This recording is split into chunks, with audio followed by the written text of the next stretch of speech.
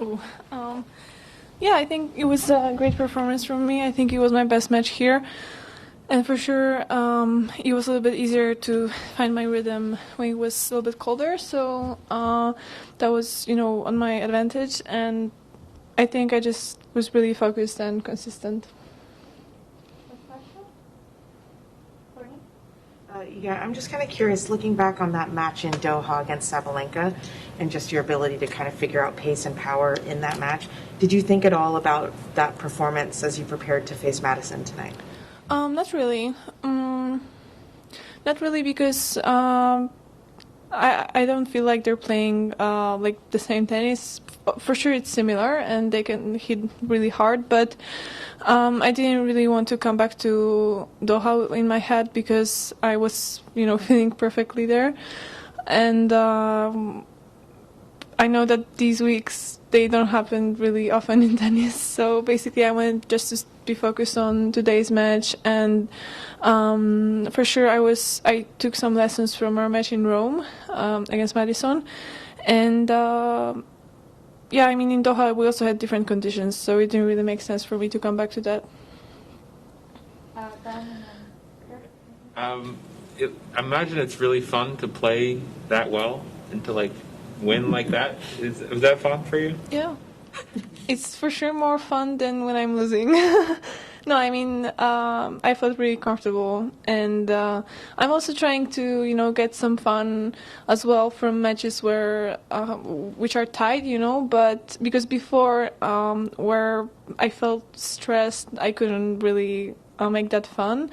But right now I'm more focused on finding solutions, and I want every match to be a lesson for me. So I think Ash Barty has this kind of mindset when she feels like the match is really tight, she treats it like a great experience because she can find solutions and actually be focused on that, and it's a great challenge for her. So I'm also trying to find fun when I'm playing when the score is pretty tight. How did you learn that about Ash? I'm not sure actually. I don't know, to be honest, but I feel like it's like, oh, that's a good question. But I feel like she treats it that way. That's why she's, the best because, because it's pretty healthy mindset, I don't know.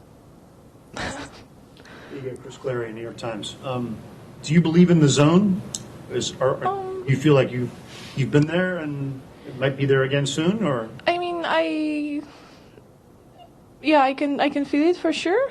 I don't want to have it because if it would be my goal, I would be pretty disappointed most of the times.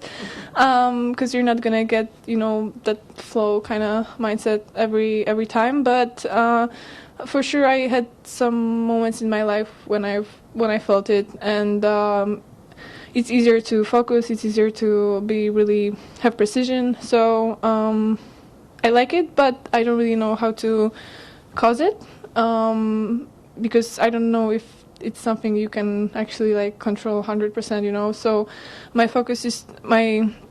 goal is to be focused and to come on every match with aggressive mindset. But I never know if I'm gonna be in the zone or not. Matt Futterman from the New York Times. You had spoken last year of, closing your eyes and just seeing tennis balls and sort of it always being in your head. Do you still experience that, or have you figured out ways to get the tennis balls out of your head and out of your eyes when you close your eyes? Well, I feel like I have more work-life balance, to be short. I don't know, I try to enjoy the places I'm traveling to. For sure, I felt like that maybe because of the bubbles, and we had to stay in hotels most of the times. But yeah, I mean it's a little bit easier. Yeah. What are some of the things you've done what do you do to sort of get your head out of it and have some balance? Well, honestly, it's not that easy. I'm not an expert at it, and I always feel like if I'm gonna do too much, then I'm not gonna be 100% focused during the tournament or something. But yeah, I try to really. I really enjoy being around nature, so I try to do that. In Australia, basically, I've seen a lot in Melbourne, and we went to see 12 Apostles, and before we didn't have time for that. So I'm pretty glad that also my coach understands that I need time for that, and he really sometimes get me time because there are coaches who are just who are not gonna find time in the schedule for that. Obviously, practice is always the priority, but he knows that I need that balance, and that's great. And Daria, I mean, it's usually her initiative for me to kind of not think about tennis for some time. So yeah, I feel like they understand that, so that's great. I wanted to add something, but I forgot. So yeah, I'm gonna finish. You go to Joshua Tree? Sorry? Have you been to Joshua Tree? No, I mean, here actually I didn't see anything ever. So, I mean, I've seen LA for a little bit. Like, I was there for one evening, I would say. I went to, I don't know, find Lana Del Rey on streets, but it wasn't possible for that short amount of time. But I would love to go to Disneyland but I mean, I would go there probably if I would lose earlier. So it's better to play tennis longer. But actually, yeah, I mean, for example, in Doha, you wanted me to have shorter answers. Sorry. For example, in Doha, I mean, I knew I'm having a great tournament, but every day was like just sleeping, eating, practicing, playing tennis, and then sleeping again. So I got pretty tired of it, even though I felt really satisfied, I felt like, okay, I'm pretty glad that this is the final and this is the last match because I want to, do something else, because for a week I've been having the same day, basically, the same schedule of the day. And I like the routines, but sometimes it's too much. Go to Joshua Tree. That's all. Okay. That's my recommendation. In San Diego. And listen to you two at the same time? Exactly. Right. Right. Exactly. Cool. Yeah. In terms of finding fun in problem solving, I'm curious if you play any like board games or video games and what kinds you enjoy. Not really. I mean, I love board games, but it's not often when I get a chance to play.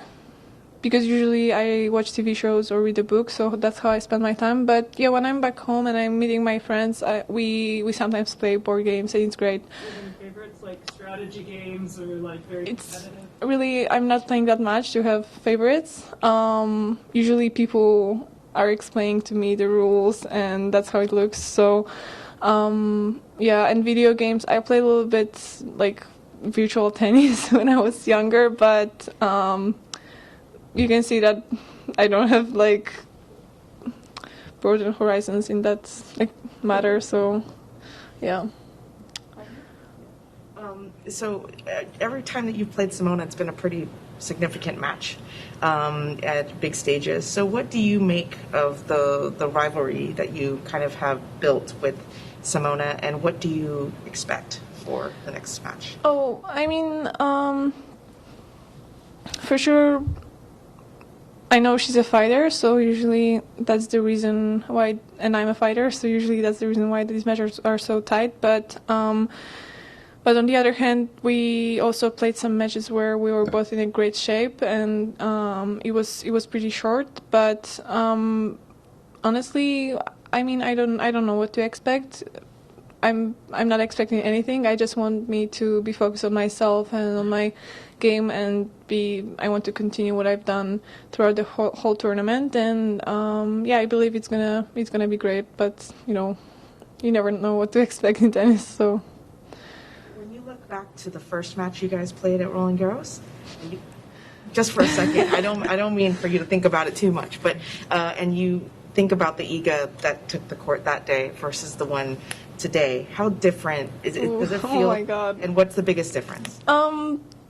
I mean, I developed like every aspect of my tennis and my mind as well, and I feel like I'm a grown up right now. Back then I was so stressed that I'm playing on a stadium like Philippe Chartier that I didn't really feel my body properly. So, I mean, everything changed, honestly. And I think that was one of the matches that gave me a lot of that experience. And it was a great tournament for me. I made it to the fourth round, and I think I was like 18 or something. Yeah, and I mean, that was the first match basically when I played against such a player as Simona. So since then, a lot has changed, and right now I'm glad that I'm on that level that I can really play good tennis against players like that.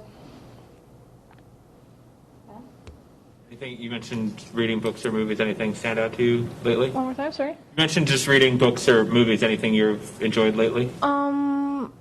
I'm reading The Great Gatsby, but it's pretty short. I was surprised. I thought it's longer. I don't know why. So yeah, I started it yesterday, and I'm gonna be done today. So it's not that fun because I'm used to really heavy books, but I don't know actually what to read. So you can. I gotta read the book you gave me. You should read it when you're in Charleston, maybe. Yeah. It's a classic, so it's on my list, but yeah, I'm gonna read it. No worries. Any more questions?